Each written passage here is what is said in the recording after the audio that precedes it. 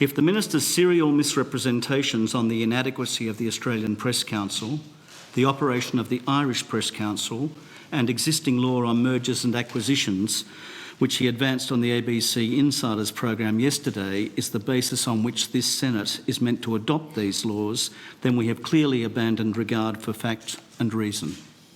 I believe that journalism and the community it serves deserve better. Thanks, Mr Williams. Firstly, let me say, Mr Williams, I find it absolutely breathtaking to be lectured by the Murdoch press about the privacy laws. I really do. I think the hypocrisy is huge in coming here and lecturing the Senate about privacy laws after what the Murdoch press did in the UK. And, you know, If I were doing this, there was a question. And there is a question. There will be a question. The issue in the UK was about privacy. The issue in the UK was illegal activity. And the same debate is taking place in the UK, and the same arguments are being run in the UK by the Murdoch press about why there should not be some regulation in the UK. The public interest hasn't been mentioned in your statement, but the public interest is the key issue here. It's not about whether you can make money. It's not about whether you can actually go out and say what you like to say, but there is a public interest. And you are in a special position as a newspaper. And surely you should have mentioned the public interest. Where is the public interest in your submission? And where does the issue of commercial interest give way to the public interest? It would be interesting, Senator, to find a definition of the public interest contained within the bills before you. There is no such definition. It would be interesting to find a definition of diversity inside your bills. No such definition has been provided. It would be interesting, in fact, to find any kind of explanatory memorandum guidance as to the purpose of the bills in terms of what they are seeking to redress. My company has, in its Australian operations, already undertaken comprehensive reviews under Justices Vincent and Teague over 14 or 15 months ago, with 2 independent auditors who had access to every aspect of the company to review all expenditures of the company in the spirit of independent inquiry after the outcome of the investigations in Britain. Both justices were satisfied that no such activity had taken place in Australia, and I find any suggestion that such activity took place in this country not borne out by any facts at all. So if you have some facts, please put them on the table. I know, but these lectures, you know, these submissions, you've made some very serious Mr Williams, these submissions were made to the British inquiry as well.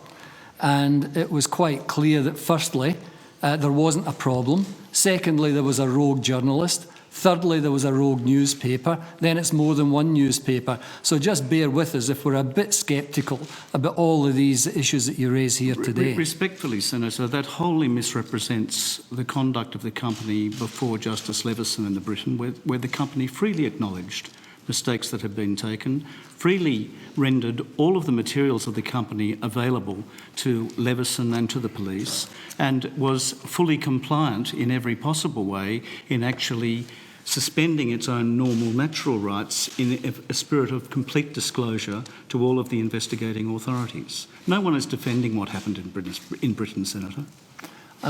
Now, what do you say the public interest is? The public interest is as long as a piece of string, Senator. I think the public interest is often used as a term which means many things to many different people. It's in the eye of the beholder.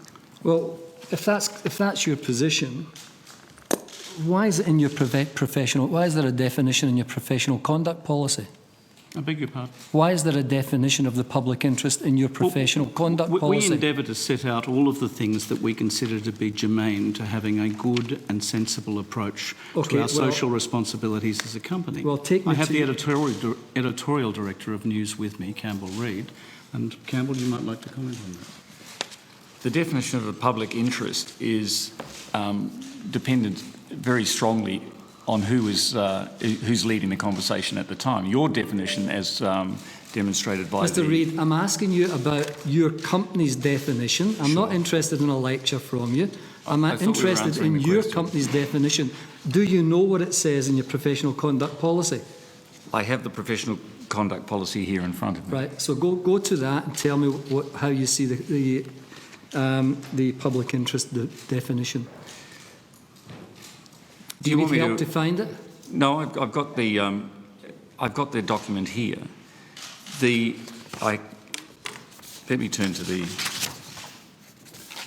Well, I think it constitutes. Do you want me to tell every you one of where the it is? headings, isn't it? Yeah. Sense of accuracy. It's on page 3. It's not, it's after the, it's actually, it's I have before me which is perhaps more germane, 4.1. the editorial professional code of conduct policy. Is that what you're referring to? no, it's your professional conduct policy for News Limited newspapers. Maybe you should, if I could have a look at that. I have the editorial It's on- professional code of conduct policy It on was page. March 2006, published by the Group Editorial Development. Yeah, I'm sorry, Senator. The code of conduct that we currently operate was completed last year, and is the one I have. So does Not that the have a public interest definition? Not in this document. It sets out the professional standards of our journalism that we require under the heading of accuracy, mistakes, privacy, covert activity, confidential sources, harassment, discrimination, grief and distress, and so on. So what standing has this 2006 policy have? It's been superseded by the document that was published last year. So public interest has been superseded as well? Well, all of the categories of relevant domain to journalism are set out in considerable detail in this statement. Because, you know, what you were doing, you were telling your journalists back in 2006 that this is the definition of public interest. And then we have Piers Ackerman basically saying anything, when he's talking about what PIMA consider, it says anything at all, including meaningless terms such as public interest. So on one hand, in 2006, you're telling your staff public interest is important, public interest is important, and yet you've got the Ackerman principle here that says they are meaningless. Can you just explain why in 2006 it wasn't meaningless and now it's gone? I think the term public interest, as I've already said, Senator, is not defined in the bill itself, probably because of the very great difficulty to arrive at a uniform and consistent definition of that which constitutes the public interest. Therefore, what we have done is to actually set out inside the code of conduct with journalists the relevant issues in terms of accuracy, mistakes and how they're dealt with, misrepresentation, privacy, covert activities, Well, let's not confidential sources. Let's not go through all of it, Mr. Williams. We'll get limited time. Could you table that document? Certainly. Good, thanks. But you have to allow me to answer the question, Senator. Well, I don't have to allow you to take time to stop us making questions. It's hardly a long answer, Chair. You see?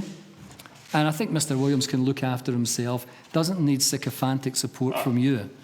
Mr. Williams. Thank you for your gratuitous commentary there, Chair. You finished? I haven't said anything. You asked me to let you finish. So I'm saying... Well, I was going to give a recital, but we'll table the document, Senator. I didn't come here to have a chemically difficult discussion. I came here to assist the committee to actually look at the legislation.